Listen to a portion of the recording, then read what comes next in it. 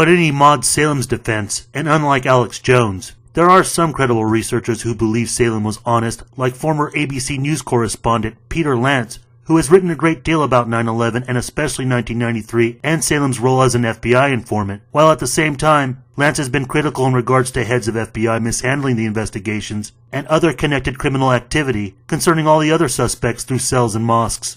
And there will be more to discuss about Peter Lance just ahead. But separate from the looming questions around Salim's bomb-making abilities or what was really being planned before he quit, the real question that should be asked is how were authorities able to quickly identify the proposed fill-in bomber, Ramzi Youssef, after Mohammed Salameh's arrest and subsequent discovery of 3 addresses he was linked to. So far what we've seemed to uncover is a larger conspiracy in 1993 with other suspects involved not caught or followed up on. But you may have noticed within some images of suspects and on an earlier report that there is at least one conspirator who wasn't captured, and that is the 6th suspect, Abdul Rahman Yasin. All early books, documentaries, and feature films depicting the 1993 World Trade Center bombing before 9/11 shows no involvement with Yasin, when in fact he was actually arrested the same day as Mohammed Salameh, but unlike all the other 93 conspirators, he was the most helpful to the FBI, which in the long run ended up protecting him and giving him a free pass. Yasin was born in Bloomington, Indiana by Iraqi parents, where his father was getting a PhD and then shortly moved to Iraq where he was raised there, until he moved back into the US in 1992, likely as a result from the first Gulf War the previous year. To get an idea of his story and what else was missing from the 1993 bombing, here is about 10 minutes worth from a rare CBS 60 Minutes episode with Leslie Stahl, who actually went to Iraq 10 months after 9/11 and interviewed Yasin. Over the years, the U.S. government was able to track down all the other co-conspirators in the 93 bombing and bring them to trial. Yasin is the only one who's yet to be brought to justice in the U.S. We met him 10 days ago in this secret Mukhabarat facility for his first interview ever with Iraqi intelligence listening in. He seemed shell-shocked, if not terrified, a shadow of the armed and dangerous fugitive sought by the FBI. Did you know you were on a most wanted poster in the United States? Yeah. Have you seen this? You know this. He told us he went to the United States in 1992 to join his mother and brother in their apartment in Jersey City, New Jersey. It was easy to get a passport because he was an American citizen. So how did he become a terrorist? If you believe him, it was by sheer coincidence. He says he bumped into 2 fellow Arabs living directly above him in the apartment building, Ramzi Youssef and Mohammed Salameh. We used to drink tea together. My mother used to cook for the young men lunch and dinner, Arabic food. Pretty soon, though, Youssef was recruiting him, roping him in through political indoctrination. As he describes it, he became the pawn of Ramzi Youssef. He was not charismatic, but he had a strong logic. He can convince people easily. He convinced me. So you're saying that Ramzi Youssef and Mohammed Salameh, they tried to politicize you. Is that what you're telling us? Yes, they tried and I was influenced. They used to tell me that you are an Iraqi and you have seen the destruction in Iraq. And they used to tell me how Arabs suffered a great deal and that we have to send a message that this is not right. This is to revenge for my Palestinian brothers and my brothers in Saudi Arabia. So they talked to me a lot about this. How did the operation get financed? I don't know.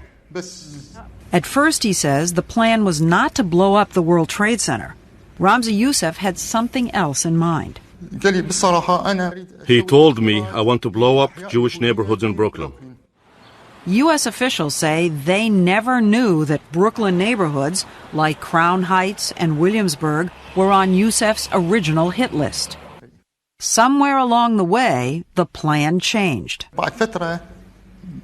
After a while, Ramzi Youssef told us to go to the World Trade Center. So we went there, walked around the parking garage, and he said afterwards, I have an idea. We should do one big explosion rather than do small ones in Jewish neighborhoods.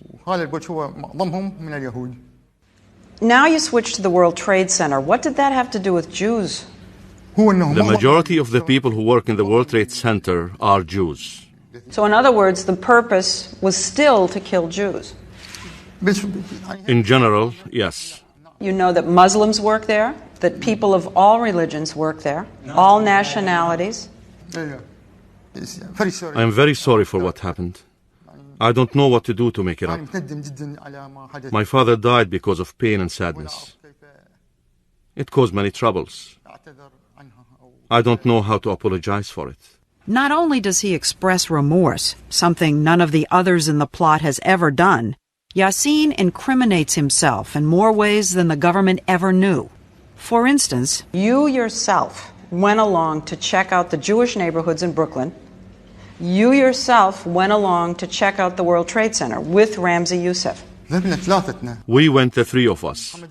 Me, Ramzi Youssef, and Salame. So you were involved to the extent that you were actually helping them check out the sites. Yes, I used to like to go out and see places. You knew that he was picking out things to bomb. Yes, he told me that. he also admits to helping Youssef buy the chemicals and equipment to make the bomb from this company in Jersey City. You knew who you were dealing with here. You knew that he had been trained to come to the United States as a terrorist to make bombs and blow things up. You knew that.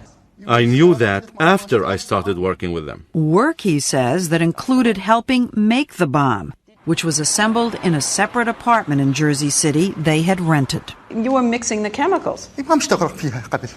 I never worked with chemicals before. That was not my field. But you were doing it. He was teaching us. He was the teacher. Me and Salame were the students under his hand. At one time during the work, acid spilled on my leg. I have scars on my leg.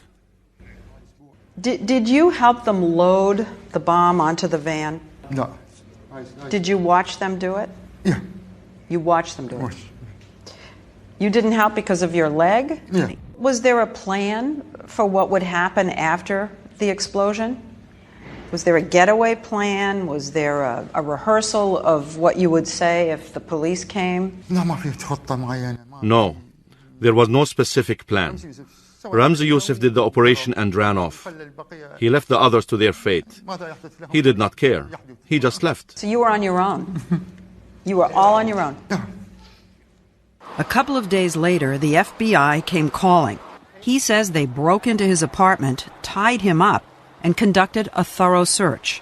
What they found, according to court filings, were traces of the bomb explosives on a scale, a toolbox, and a shirt. From the trash outside, they found the jeans he was wearing when he spilled acid on his leg, and torn pieces of a map showing the route to Youssef's other apartment. Before any of this could be analyzed, the FBI agents took Yasin to headquarters. Yasin was so helpful, the FBI released him. The FBI let you go? Yeah. They let you go. He drove me back home in the FBI car. Did they ever ask you if you were involved in any way? No. They never once asked any question about whether you took part in this in any way? No. All the talking was on Ramzi Youssef and Mohammed Salame. Yasin reinforced the impression he was cooperating by voluntarily returning the next day and showing the FBI this apartment in Jersey City where the bomb was made. But the FBI agent didn't have a search warrant. He told me he could not go in because he didn't have a warrant. Your work with us is finished. And so he drove me back. He drove you back home? He drove me back. So they released him again. This time he went straight to a travel agent, bought a one-way ticket to the Middle East, and flew off that very night, never to be seen in the U.S. till now. Iraqi officials say they allowed our interview because they have nothing to hide. Did anybody from Iraq send you to the United States? No. From the government? No. Were you in touch with anybody from the government? No. No. When I went to the United States, I had no idea about the explosion. I went there to live an ordinary life like any other American citizen. That's it. Why did you let him go? You have a guy in your hands with an acid burn on his leg who lives in the same apartment building as some of the others you know are involved. He knows names, he knows locations. Explain why the FBI let him go. It was a collective decision made by the FBI, by the United States Attorney's Office, whether or not that person, there was enough information to hold him. And well, at he that had time, the acid burn. Wasn't that enough? Why wasn't that enough? well, it was one factor, it was one piece of evidence. It well, wasn't he knew all the others. Not all the others. He knew several of the others. He knew of them. There was not enough information to hold him and detain him. And the decision was made, and he was allowed to leave.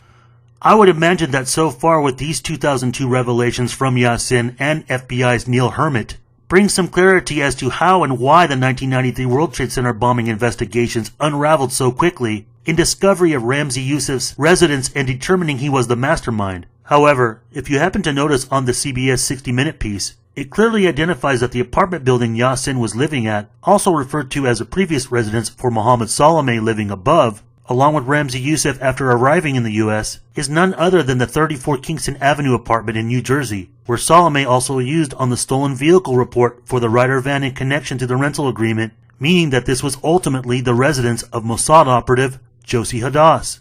If the FBI's fumbling with handling Yasin wasn't enough to divert the public from looking into the apartment building as a hot address, then having a Mossad operative as a neighbor certainly would. Yasin was living with his family downstairs in apartment number 4, while Josie Hadass apparently lived upstairs in apartment number 8.